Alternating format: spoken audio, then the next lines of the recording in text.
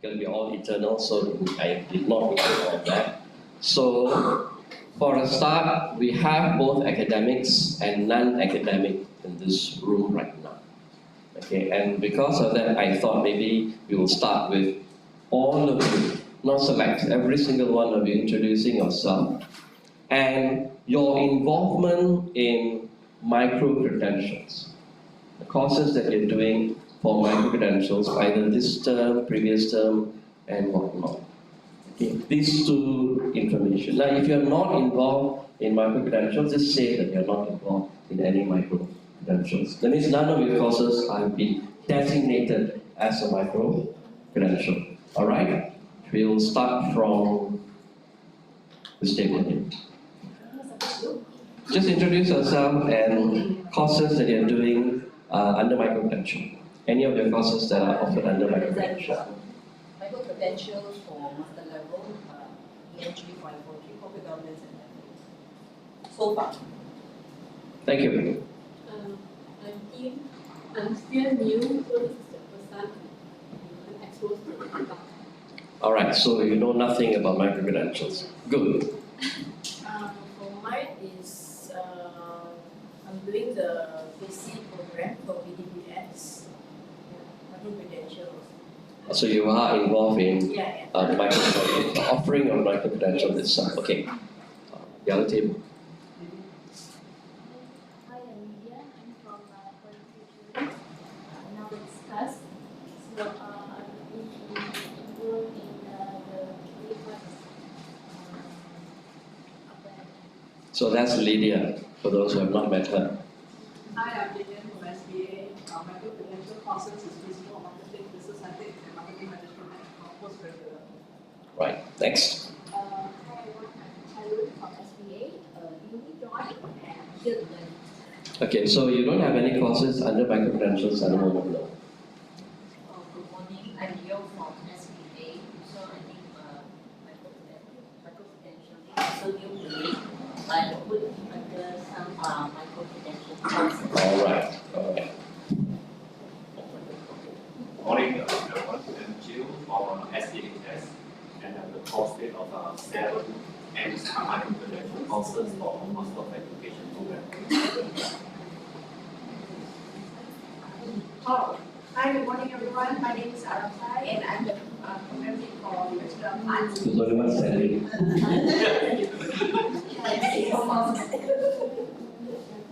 Hi, I'm Siti. Hang on, Aratai. Do you have any courses that falls under micro-credential? As of now, not yet, but All right. Hi, I'm Siti. I'm doing 4 MC courses. All right. I'm Soften, I'm the PL of GED. Now we are under micro-credential.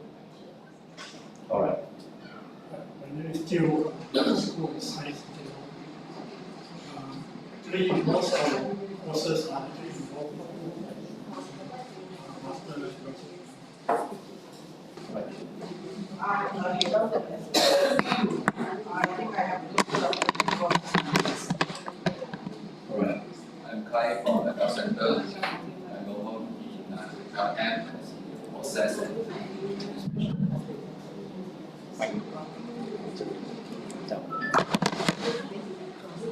Farah from class of So we have Lydia there from QA, Has, Farah, as well as Dong Kai. So you have 3 administrators here so far. I'm Wen from SBA. Majority of my courses is running micro-credential. Previously, last year as a PL for BBLC, we also bundling the logistic and supply chain program and successfully graduate the students for the first professional certificate. Currently, it's a BBMG program lead, and we also start bundling BBMG program so that fix the micro-credential more efficient. All right, thank you. Hi, morning, colleagues. I'm Stephen. I'm managing these micro-credentials. Thank you. So for those who do not know, Mr. Steven is from WOU Academy. Tron, I have a few learning courses, Bachelor of Education courses that will be available. All right. So where I'm doing, so for begin, so both my programs are taught through APEL. Good morning everyone, I'm Dana from SCE. So I have certificate 1 and engineering mastery as my matriculation. Okay, I'm Shelly, so I'm from SBE. So I'm not yet involved with the company. All right.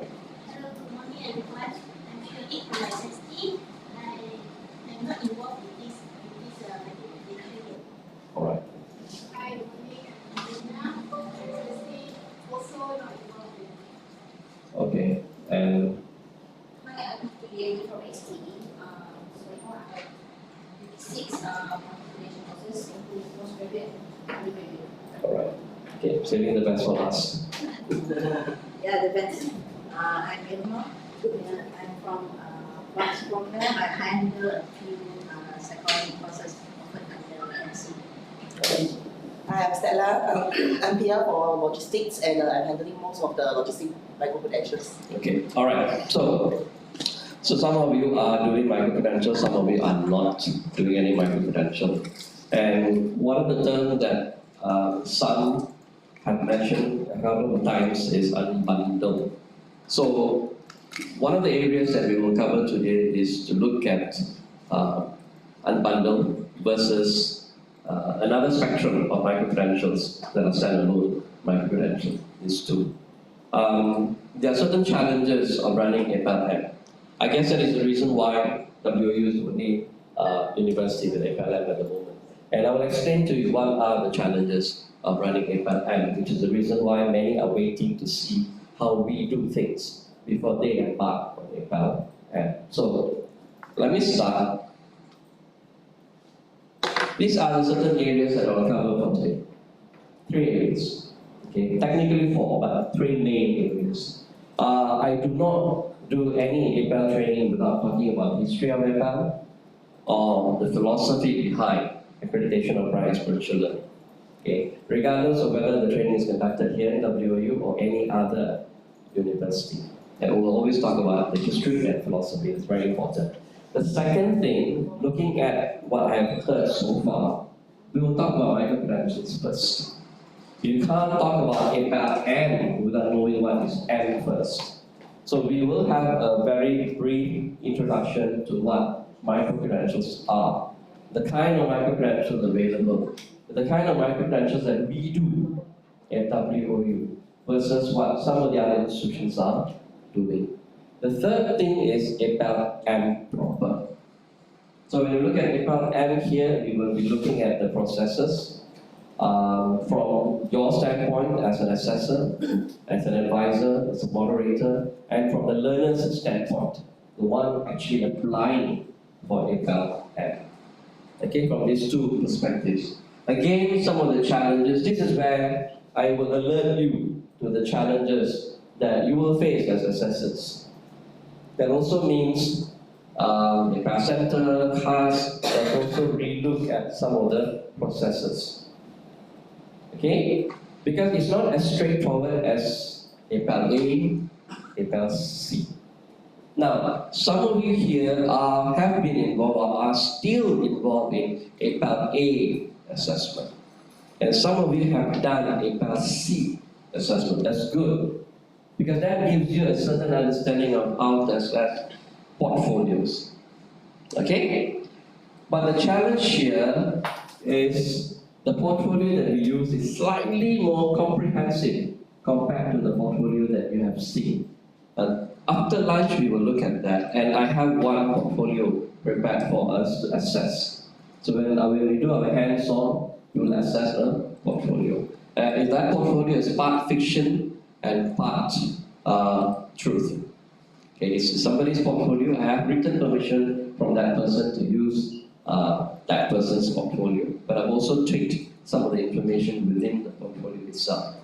Okay, but when I share that portfolio with you, I'll also be sharing with you the rubric, that you can use to grade. It's in Excel form, so you just have to key in the scoring. It will hopefully give you the results. Okay. So these are the three main areas that we will look into today. As we want to avoid the first break, I will do as much as I possibly can within the first 2 hours. If there is a break, my slide also includes a slide on break. We will just skip the break and move on, okay? So the first portion of my sharing today is on these things. The history, very briefly. I will not be doing comprehensive history of APEL unless you have questions. You're curious and you want to know, then I will share the entire history of APEL. So I will only be sharing APEL as we know it, WOU. Okay, the historical aspect of APEL from WOU context. Okay, and then some of the principles and how it sits in the national agenda and also the institutional agenda. Okay. So historical because I've given you the years. So there are 4 types of APEL that A, C, Q, and M.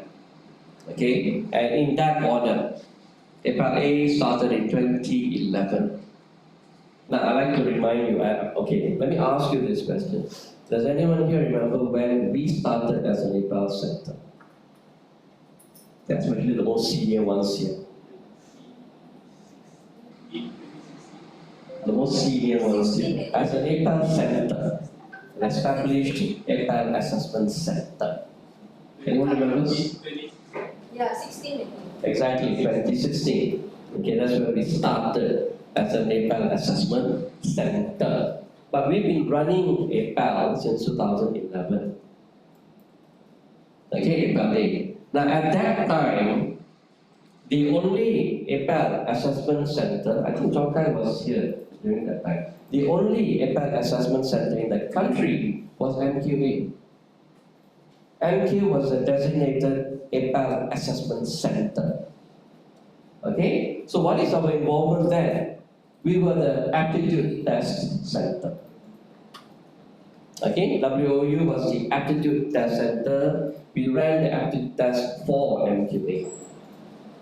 Whereas the candidates would actually submit their applications to MQA. So portfolio assessment and whatnot is done at MQA, not at WOU. At that time in 2011. So you can take it that we were like a pilot for MQA to see whether institutions are ready to do something like this. Okay, I was involved in invigilation. I was involved in the creation of the aptitude test as well as invigilation. I used to come on weekends and spend my time here and ask here, Penang specifically, to invigilate students or candidates who want to take up aptitude tests.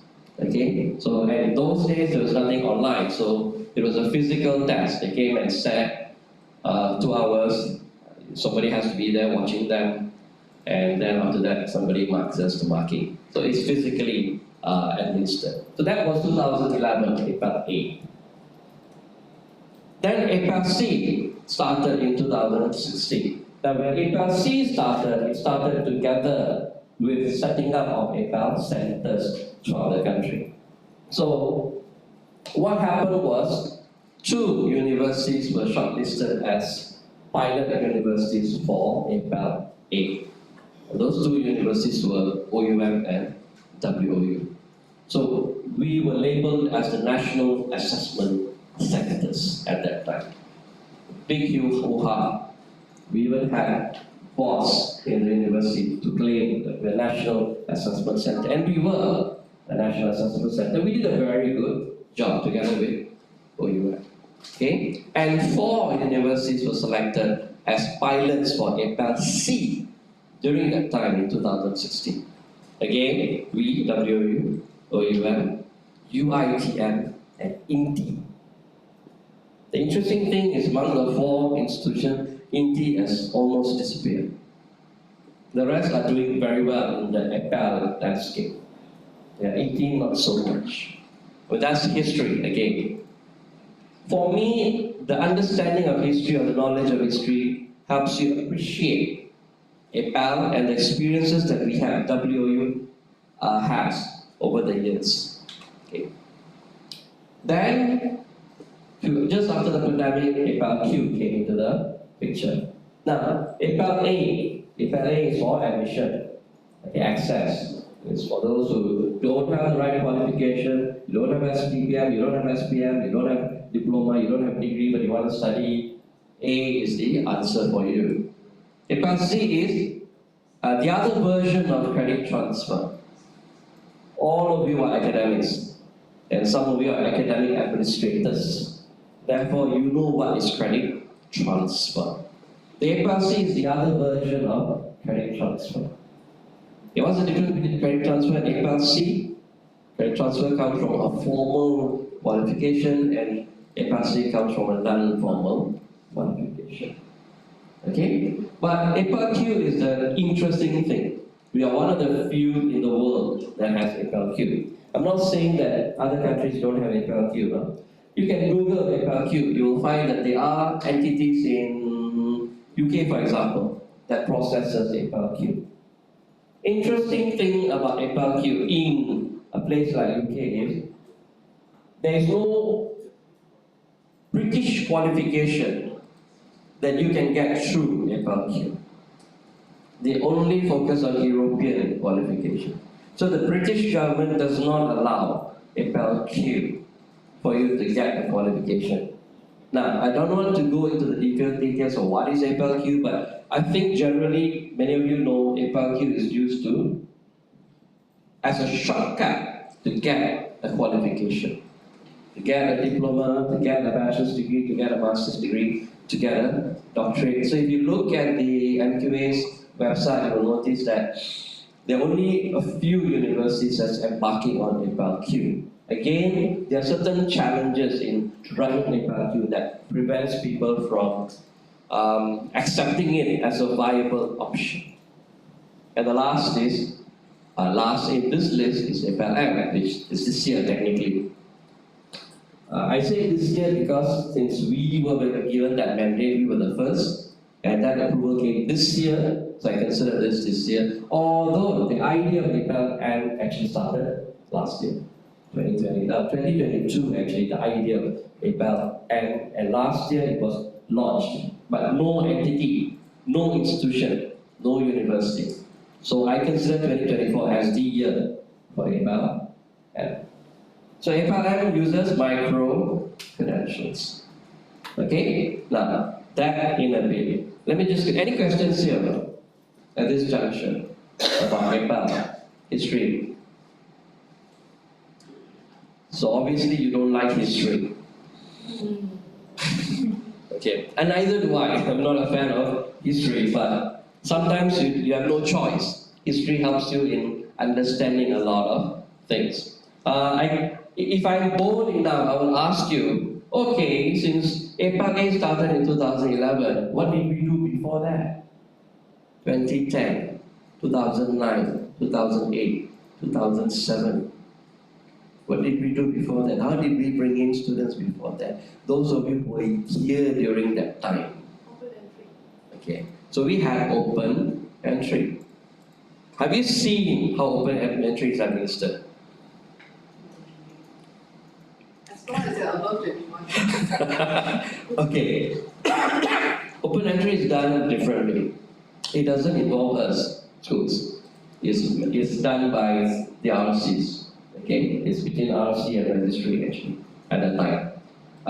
Open entry was very much like APEL A. The only difference is that your work experience, your certificate of achievement, whatever, was less important compared to aptitude test. That aptitude test was the ultimate entry into a degree program. So we had a different problem then. Our open entry students didn't do very well. Our APEL students are actually doing a lot better than our open entry students. Data is available. Try to do a comparative analysis. You'll actually see our APEL students doing better than the open entry students. APEL students are better in that sense. So your conclusion could be that the APEL instruments is better at assessing a candidate's ability. Okay? The software is now thinking, that is an idea. Okay. For cherry discussion on Friday. Okay, anyway. Excuse me. Very briefly, you don't have to take any photos here because I've actually given these slides to HR. They're supposed to send to you guys. They're not sent. Then maybe during the break I'll send to you. Okay? You don't have to take any photos. There are three things that you will get from me: the slides, the scoring rubric, and the sample portfolio. Okay, shortly during the break. So let's just continue. What is the APEL system? What was it designed for? It was designed for non-traditional learners. Okay, it was designed for non-traditional learners. We have traditional learners. Who are traditional learners? Most of you are traditional learners here. Sorry, I think all of you are traditional learners here. Because you have gotten your qualification through the traditional mode. Okay, you didn't go through APEL, you didn't go through open entry. You worked like crazy to get your qualification. Of course, some of you are full-time students studying nicely somewhere, and some of us were part-time students working and studying at the same time. We're looking at Lillian there, because she's also one of them. Okay, a part-time student work and study at the same time. Okay. You started with ABE, is it? Okay, so some of us are non-traditional learners. And there are a lot of non-traditional learners in the country. So this is to cater for them. But the question was, how do you allow a non-traditional learner who does not have the skill sets that is expected into an education system and compete with traditional learners who have been trained? Let me give you an example. Some people, okay. For example, this person A is doing a doctorate somewhere, okay, and this doctorate this person is doing in a part-time mode, working and doing doctorate at the same time, okay. First degree, full-time student, master's, full-time student, and then doctorate, part-time. And this student claims that I'm an ODL student, or online student, because I'm part-time, but work and study. But this person has gone through undergrad, fully trained, postgrad, fully trained to handle deadlines, assignments, and whatnot. So this person actually has an advantage over your typical ODL student or typical non-traditional learner. So this APEL system is supposed to make sure everyone is on the same level playing ground. Okay, I still hear people complain that APEL students are not that good. Not in WU. Some of our award winners, a month from now is on go. I have not seen this list, but in previous lists, some of our award winners were APEL candidates. The best postgraduate student, APEL candidates. So if an APEL candidate can do that well to be a top student for the entire postgraduate list of students, for example, that's great. They do have something, okay, to give to society. Okay, so anyway, that is what APEL system is all about. If you look at some of the items here, like for example, I will also discuss this later in detail, formal, non-formal, informal. You cannot just give a free ticket to someone to enter into a program and study. Okay, when someone else has to work very hard to do the same thing. So you have to demonstrate that you have what they have. The non-traditional learner has exactly what a traditional learner has, but they have obtained it through a different mode, through life, through work. Okay? Every day you come to work, you learn something. Every day you come to work, you learn something. You learn how to do certain things. I'm a naturally lazy person. I'm a naturally lazy person. As a lazy person, I always look for an easy way to do things. Faster way to do things. So long-winded approaches irks me. Okay? If there's a way that you can shorten a process, I'm very happy. Okay? So WOU is considered very good because for 17 years that I've been here, there are a lot of processes that we have shortened. That's good. Okay, so anyway, what I'm trying to say is that in that process, you learn. So I am a non-traditional learner in that sense because I was an ODL student, right? But legally or officially, I cannot be labeled as a non-traditional learner. The reason is I did my first degree using STPM. That means I have STPM. So I'm also considered a traditional learner, although I was an ODL student in my first degree. I've never been embarrassed to tell people that I'm an ODL student. Okay, and I know a few other people here who are also ODL students. Anyway, okay, so formal, non-formal, informal. Later we will have a look at what those means. Okay. Now, why is APEL M important? APEL Q is important. A important. Blah blah blah. Because these are all part of the flexible pathway or flexible learning landscape. Okay? These are all part of the flexible learning landscape. On the left are all the flexible learning pathways available. Micro-credentials is one. Especially if you don't intend to go and get a degree. You just want certain skill sets. You will notice that if you were to read the guidelines for good practice for APEL, it doesn't matter which APEL, A, C, Q, M. I see this a lot everywhere.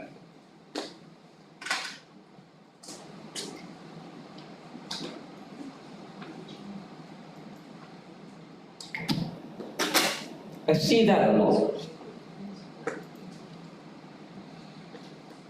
ASK. Anybody here knows what ASK stands for? If you have read through the guidelines, you will actually see this a lot. ASK. A stands for something, S stands for something, K stands for something. And your entire APEL process actually looks at these three things. ASK. No one. Take a guess. Shoot in the dark. Dr. Chu should know. Putting him on the spot. ASK. Assessment. A for assessment. A for assessment. I feel like we're in kindergarten right now. A for apple. Okay. A assessment. What else? Take a guess. Take a guess. Yeah.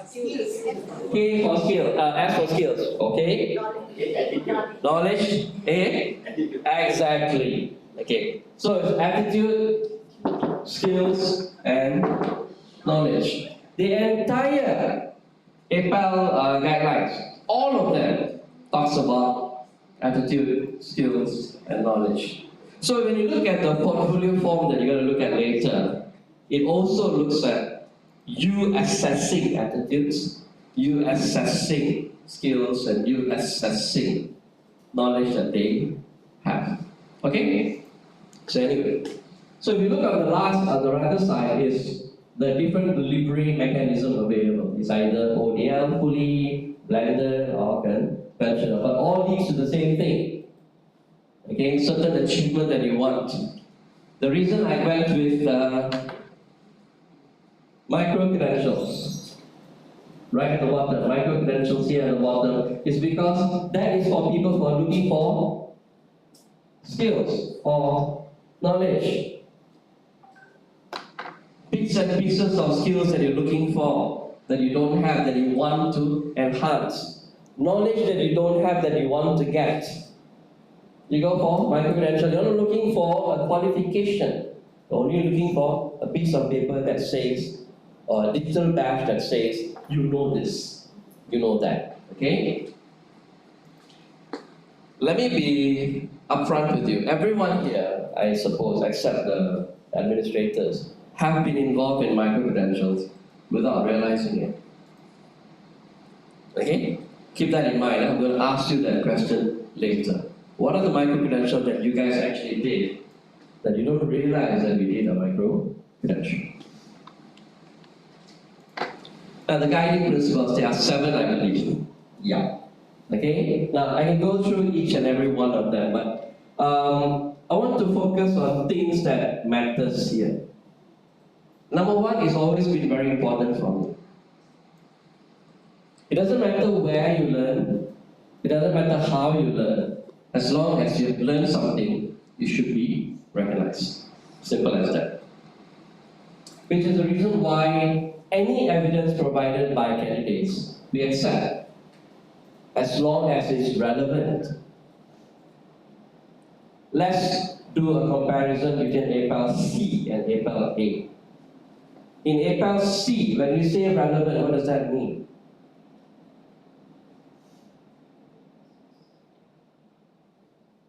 For APEL C, what does relevant means? Relevant means it must be relevant to that course, because APEL C is course level exemption. Right? APEL A is entry into a program, but APEL C is course level. That's not really say business ethics. Okay? So if you find, how do you, give me an example of something that's relevant for business ethics. Example that is relevant. Yeah. And evidence to prove that somebody has business ethics or somebody has ethics. You want the ethics point of view or you want the sustainability point of view? Up to you. Basically now that everybody is trending topic is your sustainability or CSR. So if you are embarking in such an activity, it's considered that you do have something that fits one of the course learning outcomes of business ethics. Yes. Thank you. So relevant here is relevant to the course. In A, relevance means relevant to the broader field. Okay, education. English, for example. Somebody has a lot of evidence to show that they've done some English work, they've done public speaking, stuff, communication related, and you can accept. If they come and tell you they are hardcore accountants, they've done hardcore calculating that, bookkeeping experts, and they want to do an English degree, and they present that as an evidence, you have every right to reject. Which I know that our colleagues in SCHS has done before, because it's not relevant.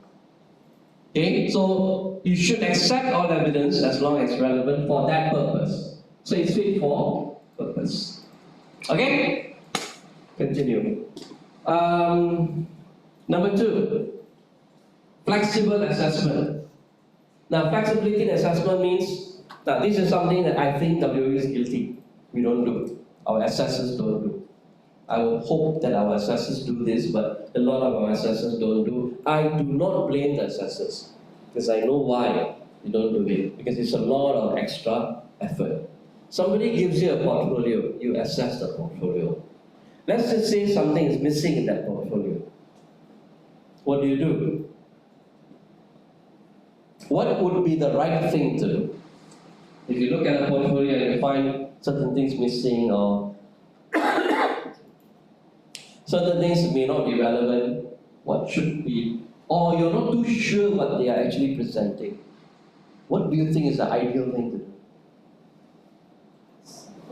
Call the candidate. Clarify, call the candidate, talk to the candidate, okay? Ask, but don't just ask, document as well. Because our problem is this thing, evidence. Everything has to have evidence. You can just cannot claim, I called him, I spoke to him, and he said this. Therefore, I accept. There should be some form of evidence for that. And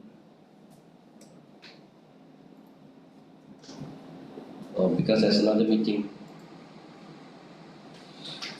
Some form of evidence. So some people do, what do? They call, and then they send an email after that.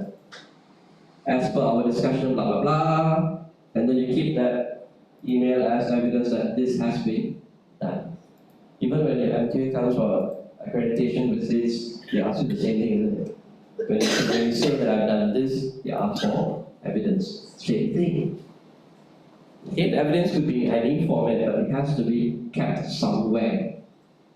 Okay, that's very, very important. Okay, continue. Number 3 is SMEs, subject matter experts. All of you are subject matter experts, including Lydia, Jonkai, and Farah. They are also subject matter experts. In their own way, they are subject matter experts. Every one of you has a subject that you are good at, that you know better than anybody else, that you believe you know better than anybody else.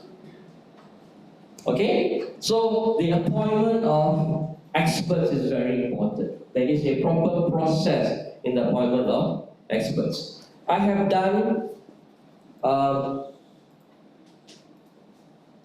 I've been an external examiner for APEL for a few universities since last year. Okay, like this year, I did an assessment at Unimas, I think about 4 months ago.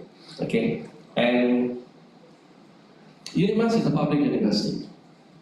Okay, and public universities are notorious for something, and that is everything they document. Everything that they hire you to do, they give you a letter. You have appointment for letter for everything under the sun. Okay? You're asked to organize Deepavali event. Okay? You will have a letter to show that chair of the organizing committee. That's how public universities function. Okay? I know that they don't get an appointment letter to organize Deepavali. Okay? We don't do these things, but a lot of universities out there do that. So what I'm trying to say is that it's not an ad hoc appointment. It cannot be an ad hoc appointment. The appointment of the experts has to be based on certain principles, certain characteristics, and appropriately done. Appointment letter and acceptance. Okay? Appointment letter and acceptance. Keep that in mind. There's more for the administrators here to remember. You guys don't have to worry about that. But the thing you have to worry is when somebody asks you to assess, you should ask, appointment letter? Okay, then Jonkai will have to start thinking what to do. Okay, anyway. Let me see what I want to focus on. QA. Right there, QA. QA does not refer to the department. QA refers to the QA mechanism that you should have. Not from the institutional perspective alone, but also from school. Every assessment that you do goes through the school board, right? So it's a responsibility of the members of the school board to ensure that whatever you're looking at is right. And if you don't agree, you should say so. Okay, you don't go. What I don't want to see is proposals going to a school board for the sake of going through school board. Then it defeats the purpose. Then the school board is not playing its role as the school level QA body. The QA body for the school is the school board. It's the school board's responsibility. It's not the school rep in the quality and standards committee. That is not the QA for the school. It is the school board itself. That means everyone who sits in the school board is responsible for quality assurance. Okay? I'm going to continue.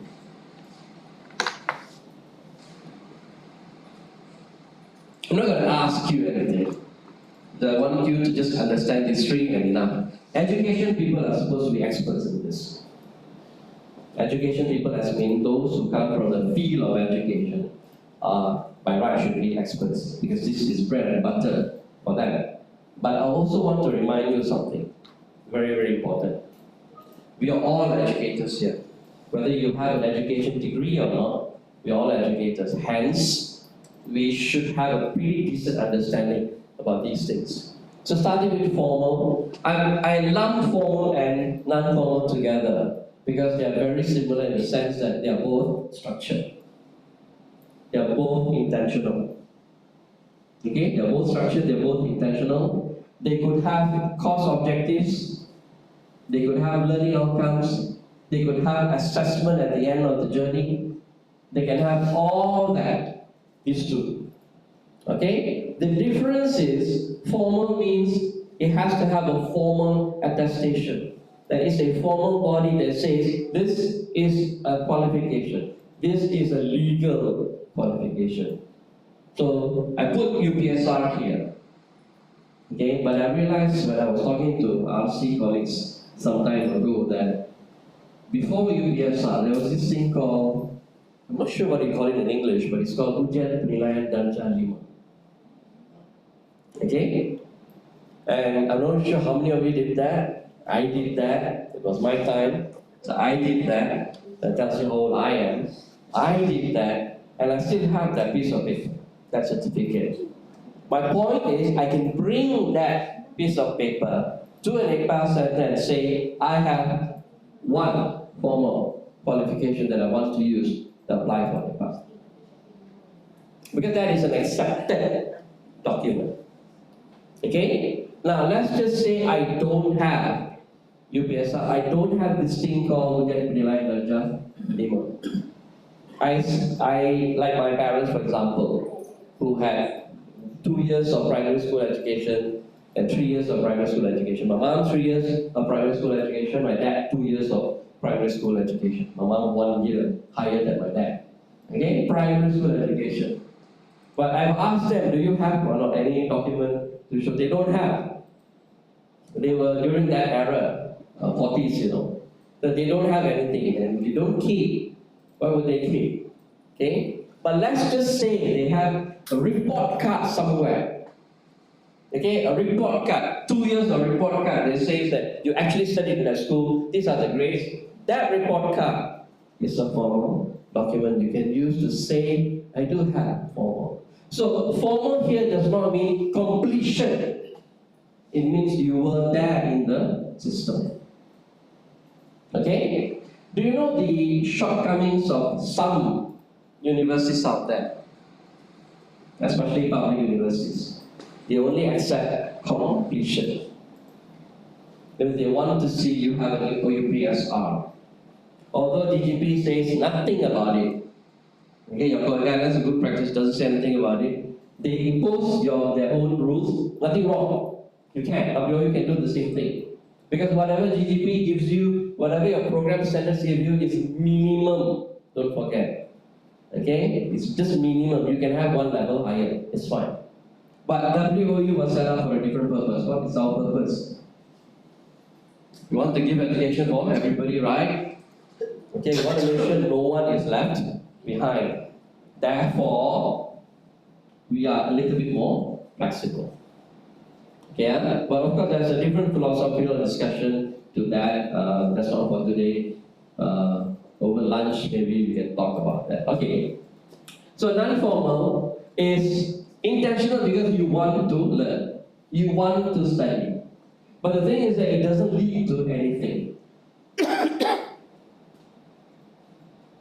Give you an example. How many here actually went and swam in Coursera? I mean, you know we have access to Coursera, so actually went and jump inside, swim, do whatever you want in Coursera. So you didn't have done it, they didn't have to. You should just be a rep for Coursera. But one way I know she has done it because she's very happily shares whatever she does. So I know she has done it. Anyone? Hello? You guys? Just jump only. No swimming. Drown like that. Okay, no, it's good. The reason I'm asking is, good, you go into Coursera, you learn something. Doesn't matter what you learn, huh? It doesn't matter what you learn. You learn something, and then what do you get at the end of that learning? Yeah, you have a certificate of completion, which is from Coursera, right? It's not from Harvard, right? It's from Coursera, isn't it? So Coursera is a legal body that awards qualifications. Is Coursera a legal body that awards qualifications? No, it's a non-formal learning. It is organized. It's organized. And Coursera also has assessment, quiz and whatnot that you do. So also no issue. But whether somebody out there wants to accept your Coursera cert is up to them. You cannot say, I go make a police report, they don't want to accept Coursera. You cannot do that. If they don't accept SPM, yeah, you can make a report, you can file a complaint. They're not accepting SPM. SPM is our legal document. Okay? You understand? Now, the last one is the most difficult to assess. The first is easy, paper. Evidence comes from paper, usually. Second is also easy. It could be an e-cert, it could be a printed cert, it could be a digital badge, it could be anything but evidence of completion. But the last one is the most difficult one, the informal learning. It's non-structured, it's unintentional. You didn't want, it's not something you did because you wanted to learn something. But in the process, you learn something. Now, some of you have been in my session before. Could you remember some of the examples that I've given before for informal? Anyone? Anyone can remember? But Stephen has never been, so he wouldn't know. Valentine? I think work experience. What did you learn from your work experience with Darwin? I mean, like in terms of communication skills, in terms of like soft skills, and also the hard Okay. skills. Full stop right there. Communication skills, evidence. No choice, huh? Evidence must still be provided. Communication skills, evidence. Soft skill is, well, soft skills are many types of soft skills. You have to be very specific as to which soft skills, evidence. Hard skill, forget about hard skills, okay? Let's not worry about hard skills. Just talk about communication soft skill. As long as you have evidence, it's enough. Also today, once we complete this recording, for example, and the recording would have also captured, hopefully, Alakai's voice. Just now, when she asked and when she said, when she explained communication, soft skills, hard skills, and whatnot, that is evidence that she can say, okay, evidence of the existence of communication skills that I've obtained while working.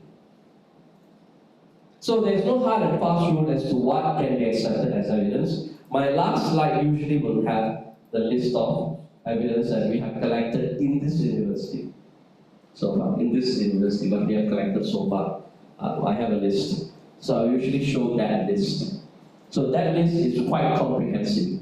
What is out there, what can be given is there in the list. At least for us, that's what we have received so far. And I'm sure there's more examples or evidences out there that we have never received that other institutions may have. So the point here is this, never claim. Claims have no value. Evidence has value. The only thing is, MQA is flexible on what can be submitted as evidence as long as it's sanctioned evidence. Video recording is good, audio recording is also good. Okay, testimonial. Stephen here is the HOD. Okay, so he writes a note saying that yes, Aratai has communication skills. Stamp WOU, stamp there, done. Evidence that can be submitted. Okay. Any questions here? Have you seen any evidence out there that you're not sure where to place? Like, let me be very honest with you. Your candidates do not know what to place where. They do not know. Why? They do not know because I always blame advisors. Okay, the entire panel of experts, the number one person is the advisor. That person is the one that has to take the heaviest burden of ensuring the candidates know what they are doing. It's not the assessors, it's not the moderators, it's the advisors. Okay, very, very important. I've had this discussion with Uliani before. The importance of advisors and the role that they play to ensure only the right evidence is submitted. So one of the biggest problems we have is people submitting whatever evidence they want. Okay? Now, if you want, I can send you a file that I received from a candidate applying for APEL C. And I can tell you exactly how many pages it had. 1087. 1087 pages. Okay? Later, when I send you the thing, if I can find it in my hard drive here, I'll send you. You can have a look. 1087. This is the entire history of that guy. He's from Sarawak. Okay, the entire history of that guy in that file. PDF 1087. You know how difficult it is for us to look at all the evidence and decide which matches which learning outcomes? And he used the same evidence for 3 different courses. Same 1087. Okay, so it's one SBA, and my SBA colleagues had a hard time trying to match. It took months to complete for that one person, but managed to complete. He graduated last year. Okay, but still, when I look at that example, until now it still irks me because that's not how it should have been done. I was the assessor for that course. That's not how it should have been done. Instead of 1087, only the relevant ones should have been submitted. Okay? There's also one more confusion out there, okay, in terms of a qualification and where to place the qualification.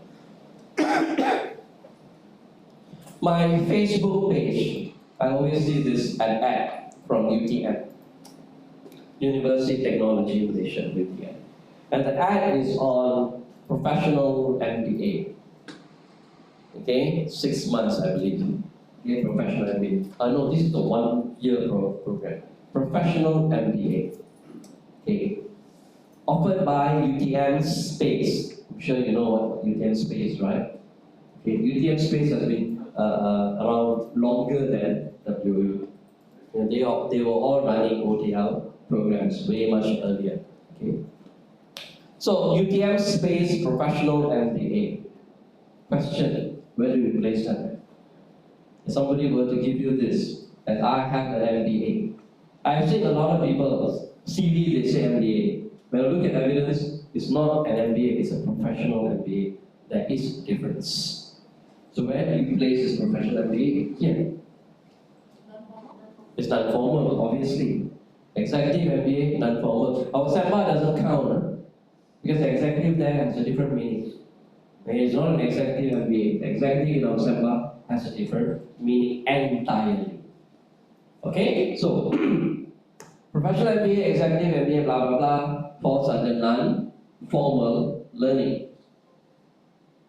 But a lot of people don't understand this, and it's not their fault, because they think UTM is an RU. UTM is an RU.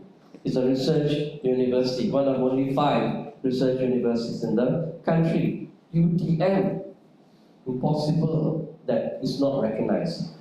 Again, it does not have government agency, external agency recognition, non-MQA. I'm not sure whether you have actually seen the transcript of a UTM MBA. If you have seen the transcript of this professional MBA, right at the bottom, it's written there, non-MQA accredited. It's written there. UTM know what they're doing. They have put this statement there. Your transcript at the bottom, small there, non-MQA accredited. You know, when you apply for something and you have to read this whole long list of terms and conditions which you don't read, and you scroll down and you just press agree. How many people actually look at that small print? Nobody. So students don't know. We know because they send the application, they want to do pre-BA here, they submit that as evidence.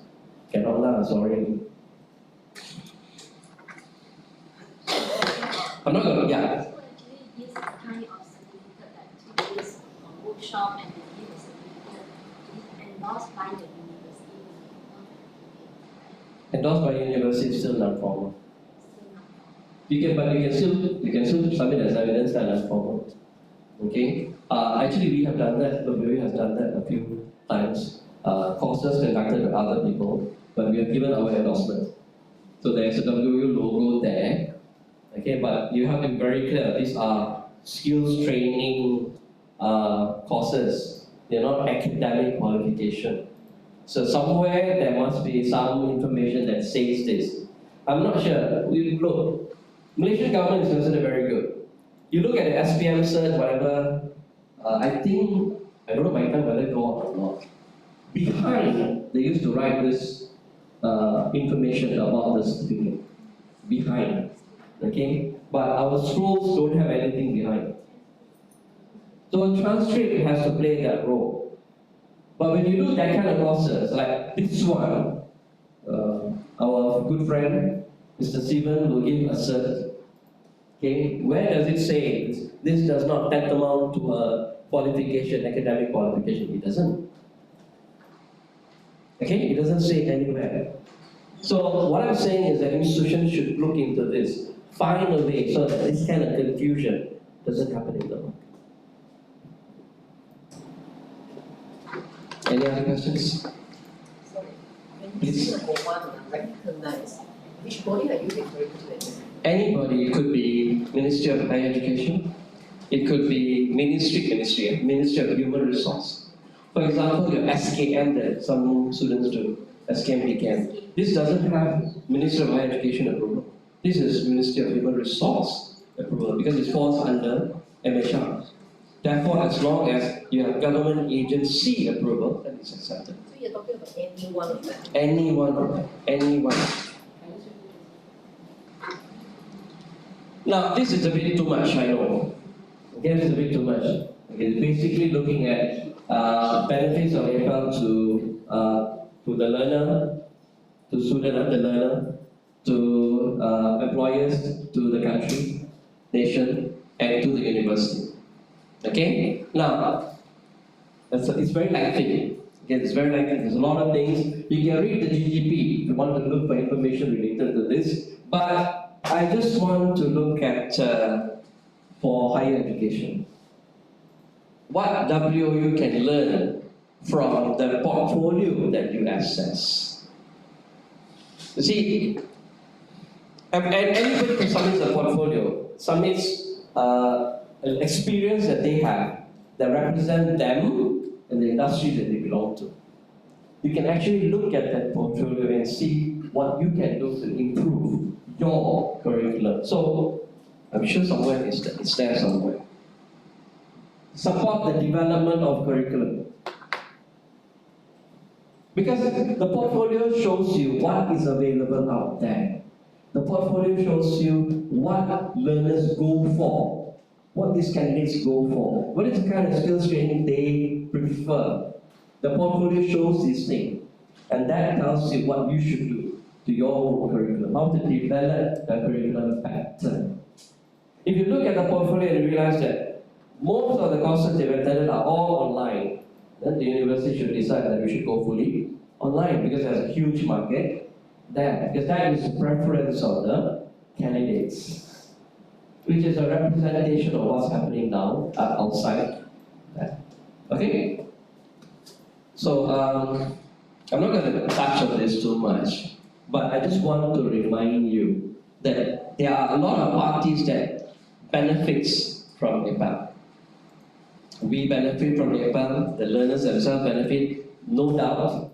Okay, but the benefit to the institution, I think a lot of people don't look at it. Because APEL sometimes is seen as another revenue stream, a place to make a little bit more money. You will notice that there's nowhere we talk about business here. We don't talk about revenue here, we don't talk about profit here. Because we are not looking at it from that context. We are looking at this from the context of intangible benefits to institution, not tangible ones. Not RM related, but non-RM related benefits. Okay? So I will not touch this, but when I share this with you, you guys can read them. Okay. Now why is this important? Because there are two. The second half of today we will be looking at NQF. No choice. Because when you do portfolio assessment, you have to do based on NQF. right? So this is basically to remind you how the importance of APEL, so to speak. Okay, it's everywhere. From level 1 right up to level 8. Now we have level 8 as well. We have T8. Okay, we have T8 right now. Okay, so every aspect of, every level of MQF we have covered, except the lower ones. We don't go 3, 4, 3, 2, 1. We have 4, 6, 7, 8. There's another history to that as well because we started with 6. We started with 6 and then went to 7 and then 4. Okay? There is a university that applied for 5. In the end, they backed off. They submitted and then they decided to retract their submission. So currently, there's no university that is focused on 5.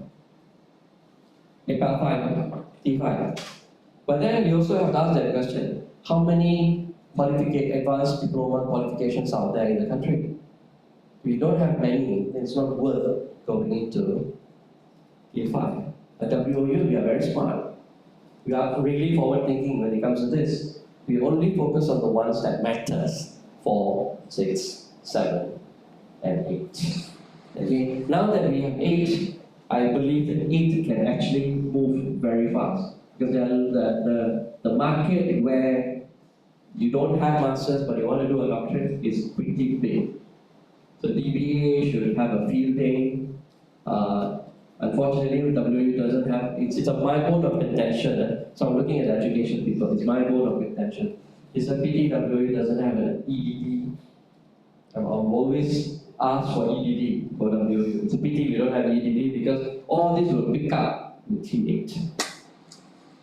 And with APEL M, EDD is even easier to administer. EDD. EDD. Coming soon. Coming soon. Okay, EDD. No, I will ask. I have mentioned EDD many times in many platforms. Every dean has given me an excuse not to do it. Anyway, let me continue. So you know these clusters, right? Okay. Now we have decided this cluster will be spread into 11 domains, isn't it? Now that 11 domains is very important because when you look at the GGP,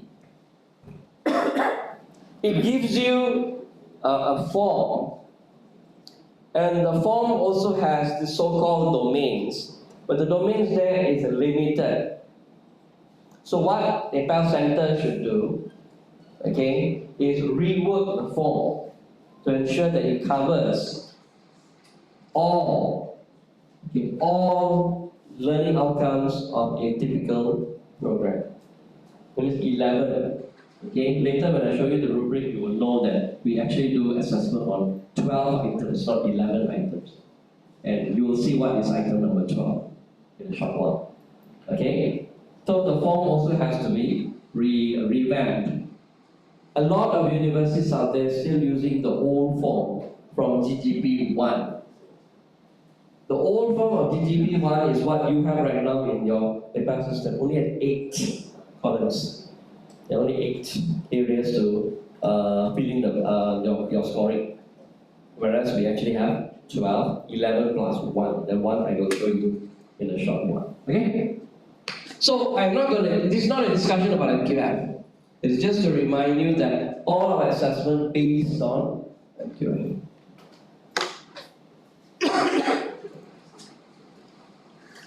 I cannot talk about APEL without talking about where we are in the country. Okay? So let's start with APEL A. We have 16 plus 6 meaning, okay. How many types of APEL centers are there in the country? Types.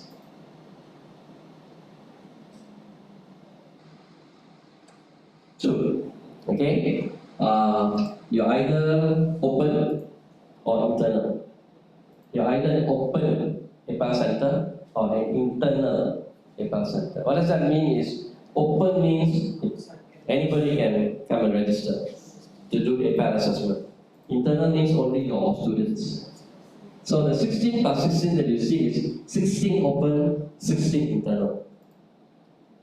Okay? 16 open, 16 internal. It's actually originally 16 open and 17 internal. Okay, there's one institution that has gone through its accreditation this year and failed. Okay, so they are appealing. They've been asked to resubmit their accreditation. So that is removed. But I've also removed that. For those who attended a previous session of mine, you will see that institution's logo there. But here I have removed that logo. And I will not mention the institution's name as well. Okay, it won't be software then. I'm not going to mention. But they failed their accreditation, unfortunately. Okay, so they've appealed, the appeal rejected, they have to resubmit. But they're going through the whole process again because the conditions are far too many. Okay, so I removed that. So if not, by now should be 33. That means we are competing with 32 other institutions out there. But currently we are competing with 31 institutions out there. Okay, so the number of applicants we are getting is getting lesser and lesser. Okay, because competition is stiff. And the worst part is, all those people under internal, now they're slowly applying to be open. Okay? Their contention is this. Number one, they hope they can make more money. It's not a cheap business. I mean, you pay fees. Students are paying fees. Fees are set by MQA. Majority you take. You only pay a small amount to MQA. Okay? So that's one. Number two, they hope to do something that they cannot do. Hard sell. Oh, sorry. I don't want to use the word hard sell. Soft sell. They want to try to convince those who want to go to WU to go to them. John Kai knows very well, we have been warned before. Okay, John Kai knows very well. We have been warned before for doing hard selling. I mean, external candidates, you try to convince them to join WU, which MQA does not accept. And it's clearly stated in our approval document. We cannot hard sell our program. Your hint is one thing. Be smart lah if you want to sell your program also. Hint lah, use soft approach lah. But don't tell them you come here, we give you extra 50% discount. They take it back to MQA and they complain. They don't complain, they just bring the information back to MQA. MQA looks at that as a complaint. Okay, so this is APEL A. This is APEL C. So there are 59 universities, institutions, that means including colleges, with APEL C. APEL is not targeted only at universities, so university, UC, and college, including community college and polytechnics can apply for APEL. Your competition is not just the few universities that we have in the country. It's every academic institution in the country.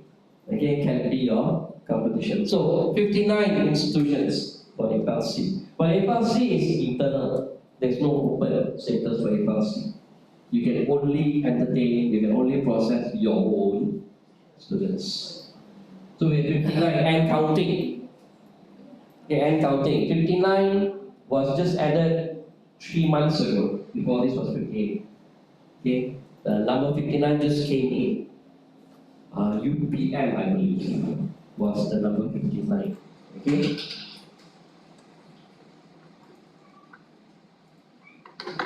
APEL Q.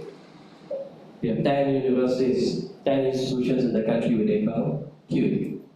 Okay, of course, I did not list the number of programs like I know. That's a lot for all 3 levels, it's a lot. So APEL Q, 10 universities. I believe the latest to enter was City University was the latest entry into APEL Q. And if you look at the APEL Q listing, majority of them are offering DBA and BA. Okay, majority, except 2 institutions that offer DCE. Okay, DCE. The DCE actually can do well for APEL Q. But anyway, So MBA, BBA is the common APEL programs, okay, that most institutions go for.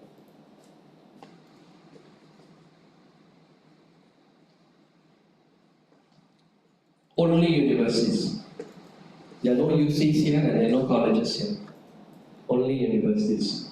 Okay? It's very expensive to run APEL. Okay? And I did not mention this earlier, but between ACQ and M, Q and M, I didn't mention this, but I will show you later why I say it's very difficult. Q and M is the most difficult to administer. It's the most, for you, for assessors, it's the most difficult to do, Q and M. Maybe, I'm not sure whether those in QA know this or not. Okay? One university here actually failed its, it's not accreditation, because when you, this is how APEL works. When you have the first 25 completed applications, you have to submit for an assessment to MQA. So they will do an assessment to ensure that whatever you have promised that you have done, the whole process is properly executed, and the 25 candidates are happy with it. Okay? For all ACQM 25. Okay? So when one university here did that assessment, they failed. And this university it's being recorded. So I cannot mention the university's name. Okay? There's one university that actually failed. Because the approach that they used was they wanted to make sure that they are well known for APEL, and they targeted ministers. I say minister, you can guess which university. They target ministers and CEOs and whatnot to get that APEL Q. And they failed the first round of that 25 candidate round. So they were asked to do some tweaking to the process. Because the APEL Q process is not simple, but they simplified it. Now, oversimplification is also not very good, because sometimes we simplify things because we want it for operational convenience. Easy for us, easy to administer. But easy to administer does not necessarily mean it's something really good. People like them would understand this. Why sometimes the process has to be lengthy. Because there's so many elements, okay, that has to be looked into before the end stage. Therefore, there's no real smart way of shortening that process. But that particular institution managed to shorten it and also charged a lot. The fees is very high. But then again, ministers and CEOs can afford. I mean, here, maybe some of you can afford. Proton Saga, 20 years. A 20-year-old Proton Saga. Sorry, I cannot afford. And if I am with only one. Okay? Proud, okay? Okay, if I am with only one, but not for long. Not for long, because my friend from another institution, he's a friend, but the university is a competition, has already submitted their application. Okay, so maybe this year, early next year, no, it won't be this year, it's too early. So maybe somewhere early next year, there will also be an APEL M Center. But that means that they will have all four, A, C, Q, and M. And most probably will be the only university in the country with all four. And they will use that as part of their promotion. Yeah, I didn't say at which university, hello? I didn't say which university. Don't make guesses. Okay, anyway, the next slide is actually a break.